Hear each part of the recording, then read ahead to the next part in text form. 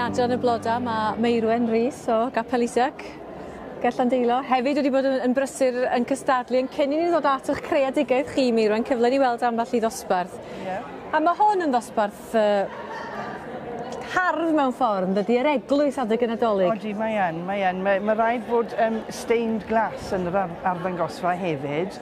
A fel chi'n gallu gweld, mae ymrywiaeth o stained glass i gael yma. Ydych chi'n meddwl o'r un sydd wedi dod i'r brig yn fan hyn sydd wedi cael y cerdyn coch? Fi'n credu bod e'n syml iawn, mae'n traddodiadol iawn. Mae wedi defnyddio rosod gwyn a gyda'r dail gwyrdd a'r combs mae'n effeithiol iawn. A hefyd mae wedi rhoi y llyfr carolau yn y arddangosfa hefyd. Pa mor anodd ydy cael chymod yr holl elfennau yna? Achos mae'n gorfod bod yn gyfanwaith hefyd, yn dydi? Odi. Mae tipyn o gwaith i casglu pethau a roi nhw at y gilydd a wneud yn siŵr bod nhw matcho mewn ffordd. Chi'n gallu gweld bod y glas wedyn yn mwy na lai yr un lliw a'r blodau a'r dail. Ie. Mae'n lot o waith cynllunio fel oedd wedi sefydlu gynharach a meddwl. Ydych chi'n mwynhau'r broses yna? Ydw. Fi yn mwynhau meddwl am y syniadau a wedyn casglu'r accessories hefyd. Wel, nhw'n ni adael yr eglwys rwan a gael ni'r pegwn arall achos parti cocktail ydy'r dosbarth yma. Waw, dyma beth i ffrwydriad o liw yn dy? Yn diwedd, llawn lliw, odi, mae'n effeithiol iawn. Delyth Price fi'n meddwl sydd wedi ennill fan hyn. A chybod, mae'n arbennig ar gwaith i yn diwedd. Faint o waith sydd wrth rhywbeth fel hyn?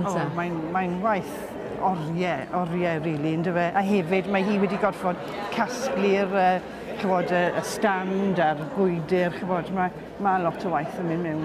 Oes, a chasglu y blodau a'r foliage a'r cyfan i gyd. A mae yna rhyw spark iddo fo'n does, mae hwn yn glws. Odi, mwy pink yn dyfe, ond eto effeithiol iawn. Achos o'n i yma di Sul pan y pawb yn gosod, mae'n ddifyr gweld pobl wrth i gwaith yn dydi, rwy'n sefyll yn ôl ac ychwanegu. Fi'n gwybod, ie. Ni gyd y ffrindiau, ni gyd yn helpu gilydd, ni gyd yn cael chat, mae'n neis iawn i bod rhan o'r sioe. Di Sul oeddech chi wrth i fan hyn yn gosod.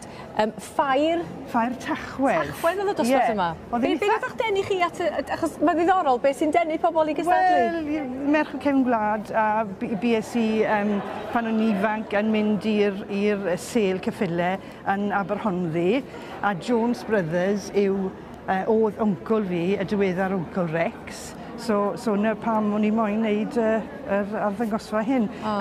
A hen het dad oedd hwn. A wedyn y ffon hela oedd hwnna gyda fi gytre.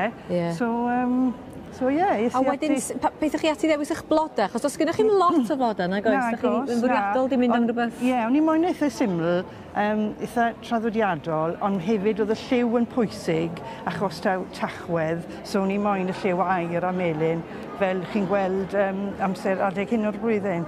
A'r sylwadau ydych chi wedi cael, llongyfarchiadau? Ie. Arddangosfa hyfryd, a dyna mae'n neud, mae'n deffro'r cof yn dydi? Ydych chi'n creu picture mewn ffordd? Odi, mae yn, ie. A pan ydych chi'n sefyll yma, Meirwen, ac yn edrych, chi fedrwch chi syllu'n hir ar y gosodiadau yma, gweld patrymau, gweld lliwiau, gweld pethau newid drwy'r amser. Yn dyfe, ie. Oedd y postyn gyda fi gytre yn barod. Dych chi bobl sy'n gosod blodau, unrhyw beth welwch chi'n olwynio'n beic fel sy'n fanna, dych chi'n hel bod math o bethau yn dod? Beth, ni'n cadw pethau, ni'n casglu pethau. Con shed, dwi'n siŵr. Mae'r sheds yn llawn o stwff. Ond efo, maen nhw wedi cael ei gweld yn fan hyn, a llongyfarchiadau calonog y cardyn coch di dod. Diolch yn fawr iawn. Diolch am y sgwrs, Meirwen.